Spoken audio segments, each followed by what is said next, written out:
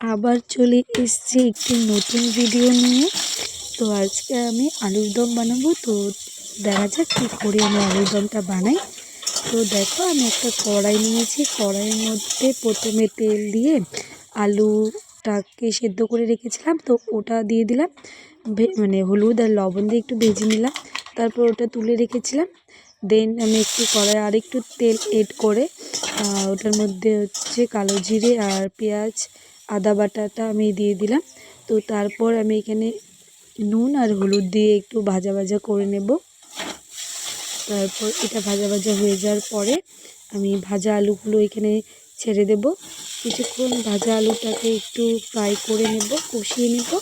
তো কষানো হওয়ার পরে একটু এখানে আমি কাঁচা লঙ্কা অ্যাড করিনি, তো তার জন্য আমি এখানে শুকনো লঙ্কার গুঁড়ো আমি এখানে অ্যাড করেছি। তো এটা দিয়ে কিছুক্ষণ একটু নাড়াচাড়া করে একটু জল দিয়ে দিব।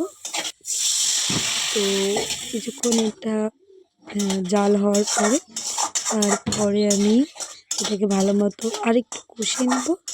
তো দেন এটাকে মানে দু একটা আলুগুলোকে আমি এখানে ভেঙে ভেঙে যাতে গ্রেভিটা হয়, তো তার জন্য আমি এখানে দু একটা আলুকে ভেঙে দিব।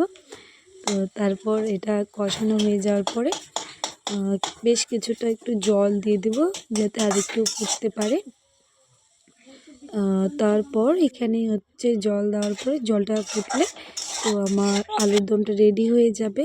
তো যদি আজকের ভিডিওটা ভালো লেগে থাকে তাহলে অবশ্যই লাইক সাবস্ক্রাইব করে